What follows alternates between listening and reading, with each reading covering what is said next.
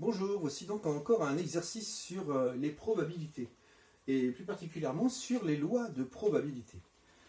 Ici, l'expérience aléatoire en question, c'est qu'on jette un dé, et on a comptabilisé donc dans cette loi de probabilité, je vous rappelle, une loi de probabilité, c'est un tableau dans lequel on a les issues possibles sur la première ligne. Bon, en effet, pour un dé, les issues possibles, c'est les 6 faces du dé, et en dessous, les probabilités correspondantes. Par exemple, ici, on a une probabilité de 0,15 de faire le 1.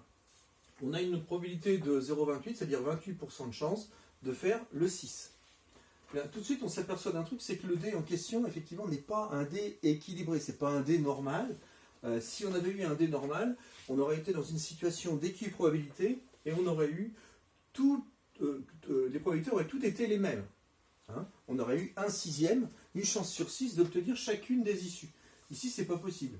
Apparemment, ça marche pas. Donc, c'est un dé pipé. C'est un dé de casino. Ok. Bon, je fais pas de critique des casinos, puisque peut-être que dans les casinos, il y a aussi des dés qui sont pas pipés, certainement. En fait, on va s'intéresser maintenant à deux probabilités. Tout d'abord, la probabilité d'obtenir un résultat supérieur ou égal à 4. La probabilité d'obtenir un résultat supérieur ou égal à 4, il faut faire soit 4, soit 5, soit 6.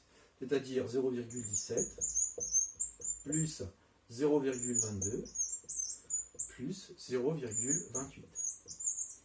Voilà, je vous laisse faire le calcul, ça c'est pas un problème, mais avec une bonne calculatrice on s'en sort. Deuxième question, la probabilité d'obtenir l'événement B, qui est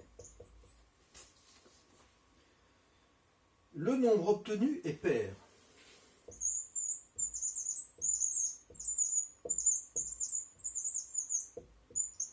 Bien, si le nombre obtenu est pair, ça signifie quoi? Ça signifie qu'il vaut soit 2, soit 4, soit 6. Donc P de l'événement B, c'est 0,1 plus 0,17 plus 0,28.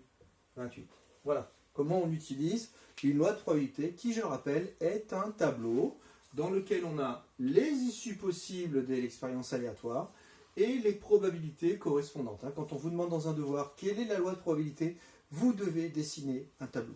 Merci, c'est tout pour cet exercice.